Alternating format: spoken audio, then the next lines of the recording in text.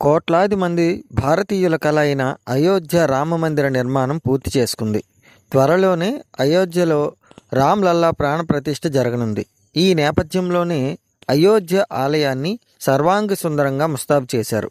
అయితే 1528లో ప్రారంభమైన అయోధ్య రామమందిర వివాదం 2019లో సుప్రీంకోర్టు తీర్పుతో ముగిసింది.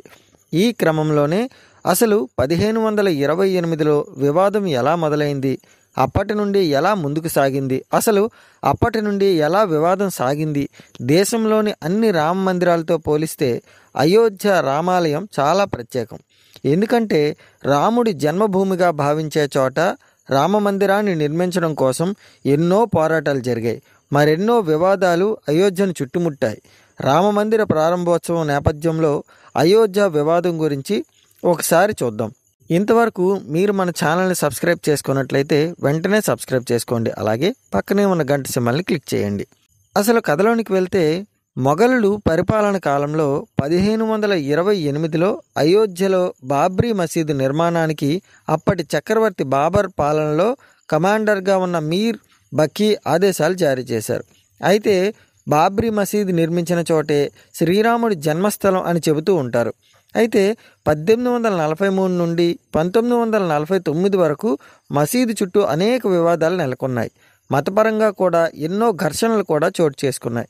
1853, 1859లో ఘర్షణల తారాస్థాయికి చేరాయి. దీంతో అప్పుడు ఉన్న బ్రిటిష్ ప్రభుత్వం అయోధ్యలో ఉన్న వివాదాస్పద భూమి చుట్టూ కంచెలు ఏర్పాటు చేసింది. మసీదు లోపల భాగంలో ముస్లింలు, బయట భాగంలో హిందువులు ప్రార్థనలు చేసుకునేందుకు అనుమతులు ఇచ్చింది.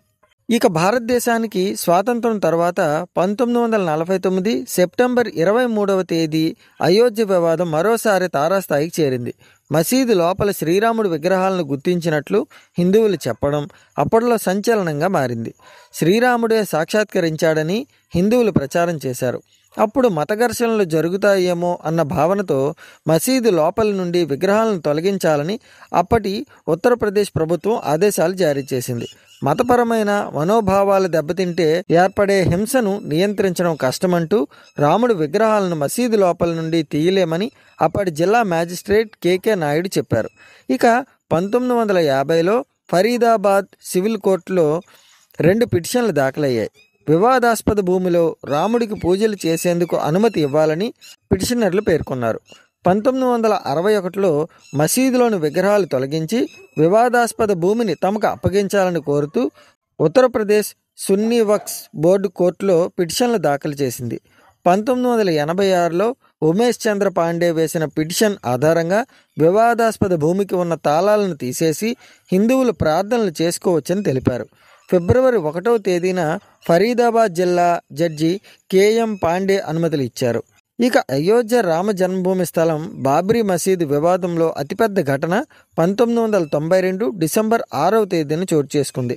విశ్వ హిందూ పరిషత్, శివసేన కార్యకర్తలు వివాదాస్పద భూమిలోకి చొచ్చుకెళ్లి వివాదాస్పద ప్రాంగణంలోని బాబ్రీ మసీదు కట్టడాన్ని ధ్వంసం చేశారు. ఆ ఘటన దేశవ్యాప్తంగా సంచలనం రేపింది. ఆ తర్వాత దేశవ్యాప్తంగా అనేక చోట్ల మత ఘర్షణలు చోటు చేసుకోగా వేలాది మంది ప్రాణాలు కోల్పోయారు. ఇక ఆ ఘటన తర్వాత 2002లో హిందూ కార్యకర్తలే లక్ష్యంగా గుజరాత్లో గోధ్రా అల్లర్లు జరిగాయి. అనంతరం నెలకొన్న హింసాత్మక ఘటనలో 2000 మంది ప్రాణాలు కోల్పోయారు. ఆ తర్వాత 2010లో వివాదాస్పద భూమిని 3 భాగాలుగా విభజిస్తూ అలహాబాద్ కోర్టుకు కీలక తీర్పు వెలువడింది. సున్నీ వక్ఫ్ బోర్డు రామ్లల్లా విరాజ్మాన్ నిర్మోహి అఖారాలకు పంచుతూ నిర్ణయం తీసుకుంది. దీన్ని సుప్రీంకోర్టులో సవాల్ చేయగా అలహాబాద్ హైకోర్టు ఇచ్చిన తీర్పుపై 2011లో సుప్రీంకోర్టు స్టే విధించింది. ఇక 2011 నుండి 2016 వరకు అయోధ్య వివాదం చుట్టూ సుప్రీంకోర్టులో అనేక మార్లు విచారణ జరిగింది. చివరగా 2017లో అవుట్ ఆఫ్ కోర్ట్ సెటిల్మెంట్ కోసం సుప్రీంకోర్టు పిలుపునిచ్చింది. అదే సమయంలో అనేక మంది రాజకీయ నేతలపై అభియోగాలు మోపింది.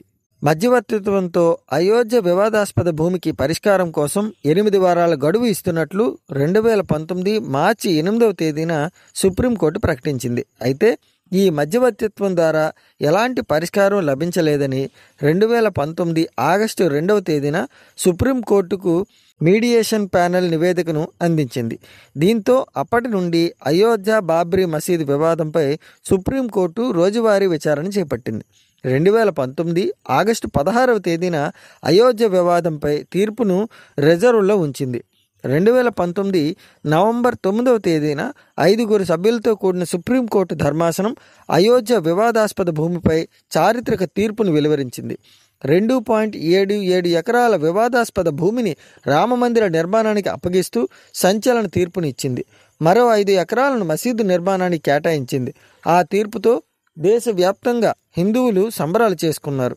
2020 మార్చి 25వ తేదీన 28 ఏళ్ల పాటు టెంట్లో ఉన్న రామ్ లల్లా విగ్రహాన్ని ఫైబర్ టెంపుల్లోకి తరలించారు. 2020 ఆగస్టు 5వ తేదీన అయోధ్యలో రామ మందిర నిర్మాణానికి ప్రధానమంత్రి నరేంద్ర మోదీ శంకుస్థాపన చేశారు. 2024 జనవరి నాటికి రామమందిర ప్రారంభోత్సవానికి శరవేగంగా పనులు జరిగాయి. వేలాది మందికి ఆహ్వాన పత్రికలు అందాయి. ఈ క్రమంలోనే జనవరి 22వ తేదీన అయోధ్యలో అంగరంగ వైభవంగా శ్రీరామ మందిర ప్రారంభోత్సవం జరగనుంది. విన్నారు కదా, ఇంత అద్భుతమైన రామమందిర నిర్మాణం వెనుక ఎంత చరిత్ర ఉందో. ఇలాంటి అద్భుతమైన వీడియోలు మీకు ఇంకా కావాలనుకుంటే మన ఛానల్ని ఇప్పుడే సబ్స్క్రైబ్ చేసుకోండి. అలాగే పక్కనే ఉన్న గంట సింబల్ని క్లిక్ చేయండి.